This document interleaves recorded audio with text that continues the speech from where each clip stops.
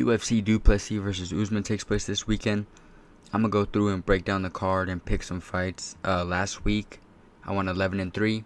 That's pretty good, so we're gonna try to keep that going. First up, we got Ezra Elliott versus Damian Anderson. Ezra Elliott fighting out of a MMA lab in Phoenix, and Damian Anderson's from B Team. This is a featherweight fight. Damian Anderson usually fights at bantamweight, and I feel like that's going to be a little bit of an issue. Ezra Elliott fights like Hamza Chimaev, literally.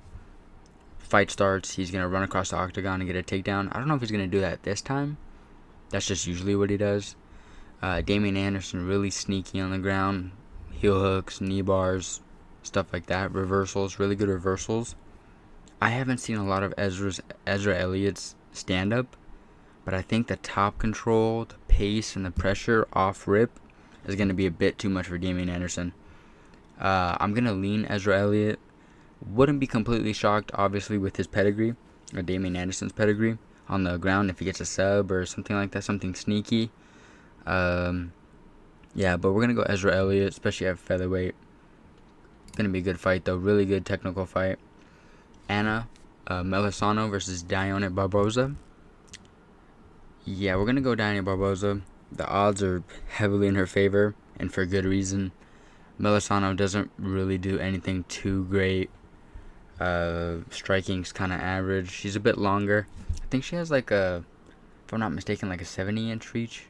But it's not going to matter that much. Barboza's going to shoot, get the takedowns, probably get a submission round 2, something like that.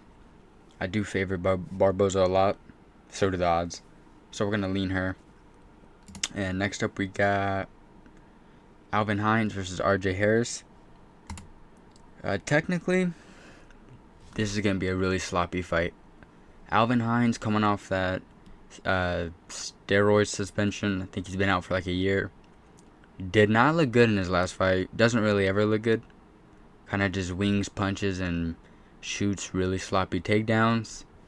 The issue with this fight, though, Alvin's pressure.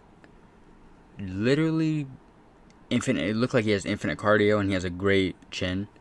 And that's going to be trouble for RJ Harris, who's coming in on short notice. RJ Harris only has also like 5 fights. Very green.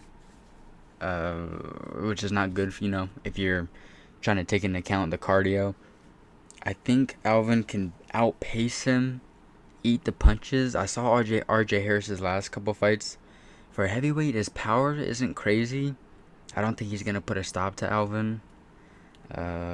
Maybe a cumulative, but not round 1 or round 2. I think Alvin's going to just put that pace on him, clinch him, punch him, rush him, make him wilt, make him gas. I'm going to lean Alvin. I'm not super confident in it, though. I wouldn't be shocked if RJ won. RJ is very long. He's like 6'6". A big reach advantage. A pretty big heavyweight. I just don't love him coming in short notice. Because he did have a fight coming up, which kind of changes things. But the UFC jitters and all that stuff, and then Alvin's insane pressure for heavyweight. I'm just leaning Alvin. Not confident in it though, but we'll pick Alvin. Next up, we got Alden Correa versus Stuart Nickel. I don't like this fight. I don't like when they matchmake fights like this. Alden Correa debuted against Alessandro Costa, who I think is very good. Takes a step back, fights Gurule, beats him, and now they're giving him another step back. And Nickel, I don't get it. Stuart Nickel just fought Costa and got smashed. Got his leg beat up, his body beat up, head beat up. Got dominated on the ground. Don't like this fight. Looks like they're just trying to give Alden a highlight reel knockout finish. That's what this reads to me. Stuart Nickel has decent ground game. It looks really bad on the feet, though, to be honest. When people throw a lot of spinning stuff, it just doesn't really, I don't know, doesn't look good. Especially when they're just getting beat up and he's throwing spinning back fists, wheel kick, spinning back kick. Like, no, come on, dude. Yeah, no. I think Correa looks really good. Super strong boxing, great kicks. I love his defense. I just rewatched that Costa fight. Hands are always by his face. Head movement, feet movement, really good. Yeah, I'm gonna go Correa. I just don't like the matchup, especially for nickel. So we're gonna go Correa, and then next up we got Levi Rodriguez versus Felipe Franco. Levi Rodriguez is just coming off, just like Alvin, he's just coming off a steroid suspension. He does have really good power. Throws everything from his hips and just kind of sleeps people with hooks over and over and over. Hook, hook, hook. I think Felipe Franco's going to win, though. Levi really doesn't have too many fights. I think he's only like 5-0. Maybe like 4-0 if I'm not mistaken. I think 5-0. Including like the steroid. This fight got overturned. Yeah, I'm going to go Felipe Franco. I think Felipe is going to mix in some takedowns. He has way more experience. Just took Mario Pinto to a 3-round decision. And I didn't love Felipe's output. But I think that was also up at heavyweight. Yeah, I'm going to go Felipe Franco. Keeping stuff straight. Jabs. 1-2s. Keeping his hands up, hopefully. If he's watched tape. Get takedowns. Control him a little bit. I'm going to lean Felipe Franco. I could see him getting slept, though. But, I mean... yeah, I'm going to go Felipe Franco. And next up we got John Paul Lebosniani versus Sion Coco. Sion Coco he's going to be really good. His stand-up I don't rate too much yet. He looks super hittable. It looks a little stiff. But it's his ground game that's going to win him this fight, I think, against John Paul. He's a Sambo. He's the first Korean Sambo champion. And it kind of showed in his last couple of fights. I love the top control. Easy takedowns. I think also a black belt judoka. Yeah, that showed too. Great trips, great throws. He pretty easily beat Oban Elliott and Phil Rowe, who John Paul had issues with. I do like John Paul on the feet, but his power isn't like crazy enough and snappy enough to warrant me picking him over Co. I'm gonna go Sion Coco like a 29-28 decision, maybe 30-27. Yeah, that's what I'm thinking right now. Just to smudge him out, hold him down, grapple him, top control. I doubt he gets a finish. Yeah, but yeah, we're gonna go Sion Coco. Next up we got Austin Bashi versus Jose Delgado. This is actually gonna be a really good fight. It's grappler versus stand-up matchup. Jose Delgado has insane power for like the lankier build that he has. And Bashi is really good too. I like his wrestling. I just like Jose Delgado fighting at an MMA lab. I think his coaches are going to be smart enough to hopefully negate the wrestling of Bashi. The only issue with Delgado though is he does throw so hard. He kind of leaves his feet behind when he's fighting people. And I think it might show a little bit, especially in round 1. I think Bashi's probably going to take round 1. But I think Delgado's going to get up, work his way out of it. He's not a fighter that's going to quit on himself when he's getting taken down. And I like that, especially against Bashi, who's going to shoot for the takedowns. But I think the power is going to be the difference maker. He hits really, really hard. He put Hader Emil out cold, but just really good. I like the 1-2. He's very snappy. He's very aggressive. I like it. So I'm going to lean him over Bashi. And next up we got Tommy McMillan versus Alberto Montez. This is going to be a really good fight. A really close fight. I can see it going both ways where Tommy kind of gets the pace on Montez, makes him break, makes him wilt, stuff like that. I also see Alberto Montez staying disciplined, throwing the jab, throwing those good kicks, even getting a takedown or two, and Tommy's swinging for the hills. I'm probably going to lean Montez. I think Montez has looked really good in his last couple fights, and Tommy's just kind of swinging. Literally, that's all he does is swing. If you've seen his fights, you know what I mean. Not really an exaggeration. Yeah, we're gonna go Montez. I like the grappling too, the head and arms, the guillotines, all that stuff. Has a really good front headlock series. Tommy McMillan though, really good pace, really good pressure. He does seem to gas though, especially in his last fight. I know he was swinging like 4 minutes straight, but he was pretty gassed. I'm hoping Montez, if I'm picking him, I'm hoping he can stand the pressure a little bit, stay disciplined, get the jab going, piece up Tommy on the feet a little bit, maybe force him into a snap down, take the neck. That's kind of what I'm thinking. Yeah, we're going to go Montez. And we got next up Tabitha Ricci versus Fatima Klein. The size advantage for Klein is going to be an issue for Ricci here.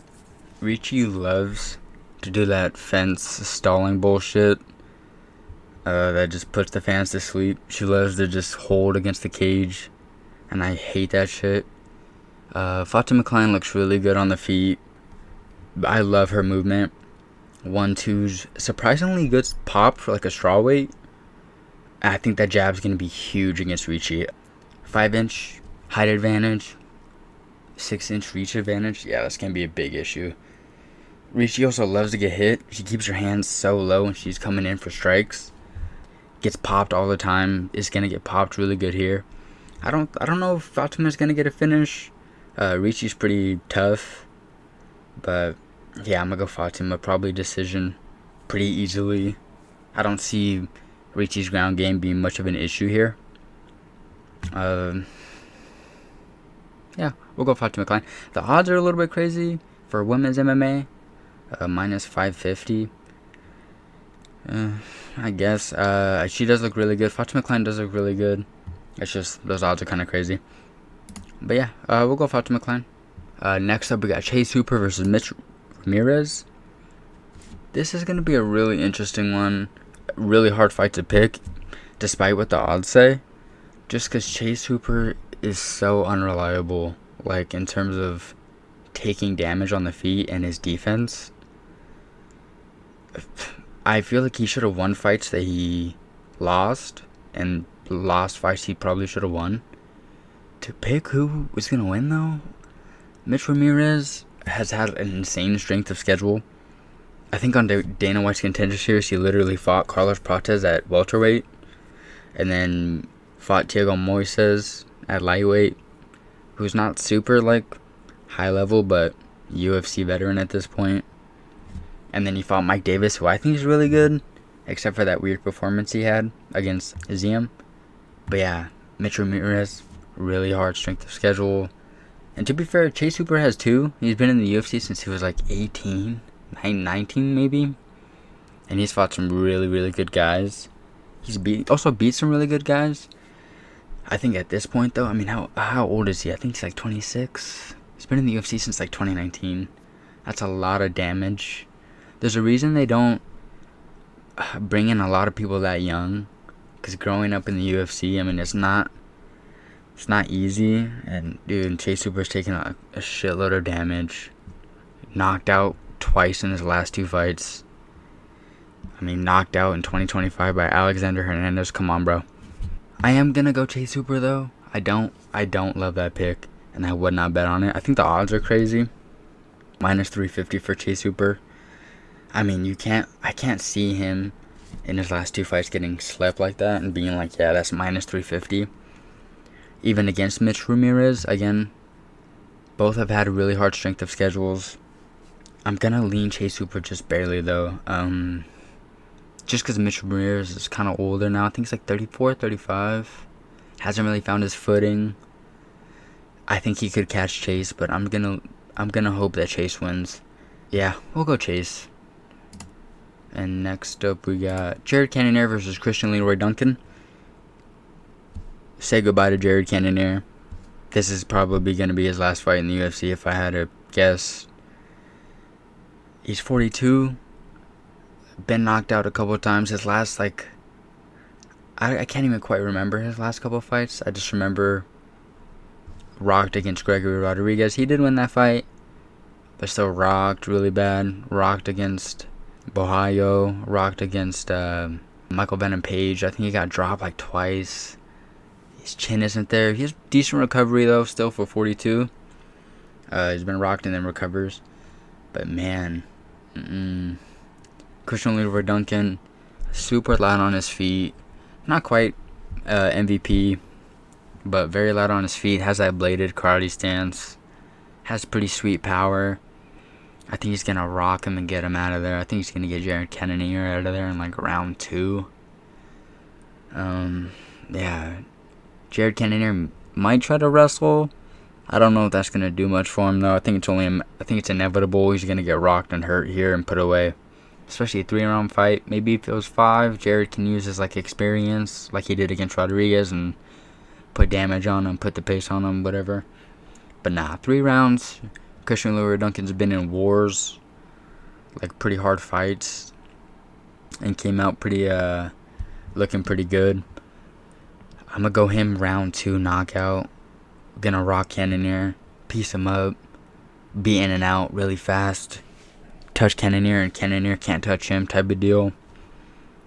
Yeah, we'll go Christian Leroy Duncan. I don't know what the odds are. I'm assuming it's like -3 something for Christian Leroy Duncan. I can see Cannonier maybe clipping him or something, and Cannonier is still obviously very good, even though he's older now. Yeah, we're gonna go Christian Leroy Duncan here, round 2 knockout. And for the main event, Dricus du Plessis versus Kamaru Usman. Man, I've gone back and forth in this all day. I think Dricus du Plessis' defense, or takedown defense, and stand-up defense isn't great. The issue is because when he strikes, he leaves his feet. Same thing with Jose Delgado. Dricus du Plessis punches as he's like kind of like leaning forward and moving. He leaves his feet behind. That's why he's so easy to take down. That Hamza fight obviously held down 5 rounds. You can't hate Dricus as hard though. I mean, still in the 5th round, still trying to go for it. I just don't think it's like a takedown defense issue for du Plessis. It's more of like a movement, positional issue, where he's gonna have to change like his whole style. Essentially, he has like a weird, goofy style where it works and it's like sloppy looking, but it's like technical, or so he says technical. But he like is super out of position when he fights these guys. That's why Derek Brunson got him down. Robert Whittaker took him down. Obviously, Hamza took him down however many times. And the thing is, too, there's been like a layoff between when Dricus fought Hamza and Usman now. And I hear a lot of people being like, oh, Dricus had time to work on his takedown defense and yada, yada, yada. Dricus has been hurt. He was supposed to fight like 4 months ago. Got injured. So however long he's been injured before that, I mean, obviously you're not working on your stuff. You're nursing an injury. Don't love that either. Obviously, Usman has had his own injury issues, of course. But he hasn't really had a lot to work on. I mean, Usman's like a super well-rounded, super well-defined MMA fighter. I also think Usman, probably even right now, top 5 fight IQs in the UFC. Really good at mixing it up. I watched the Joaquin Buckley fight. Super interesting. It almost seemed like more of a confidence issue, especially hearing what he had to say after the fight, as opposed to a physical issue. In terms of the stand-up, because if you watch that fight back, his stand-up didn't look like it did when he was welterweight champion, and you could tell why. Obviously, hadn't before the Joaquin fight, hadn't fought in like 2 years, hadn't had a win since who was it? Was it Colby 2? Was it Colby before Leon? Might have been Colby.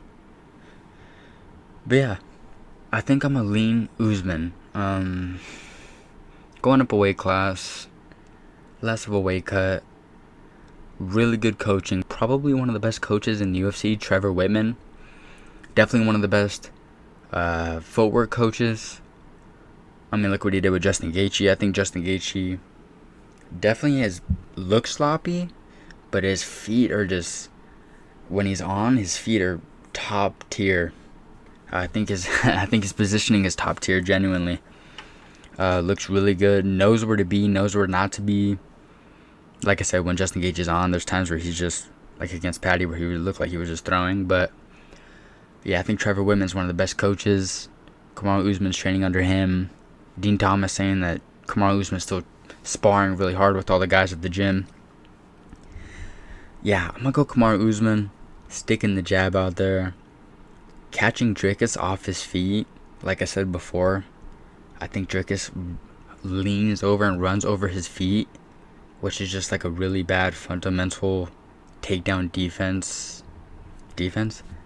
It just doesn't. Yeah, I think Usman's going to get some pretty easy takedowns if he mixes it up, like I think he's going to. That's why I'm picking him. But like I said, Dricus, you can't count out the heart. I do think the kicks are going to be something to look for Usman. Dricus has weird kicks, weird question mark kicks, weird front leg kicks. And I think, I think Usman has issue with kicks just in general, even before the head kick, leg kicks, body kicks, stuff like that. And Dricus has really good kicks. He's just very sloppy, Dricus. The jab's going to be there for Usman too. I just really like Usman in this one. I think he's the underdog by like +2 or 300. Doesn't really make sense to me. I get it. Dricus is probably going to be bigger, stronger. You would hope he's worked on his takedown defense, but you would have hoped that before he fought Hamzat too, and it didn't look like he did. I don't know. Yeah, we're going to go Kamaru Usman. We'll check back after the fights, see how we did. Probably do a breakdown after the fights too.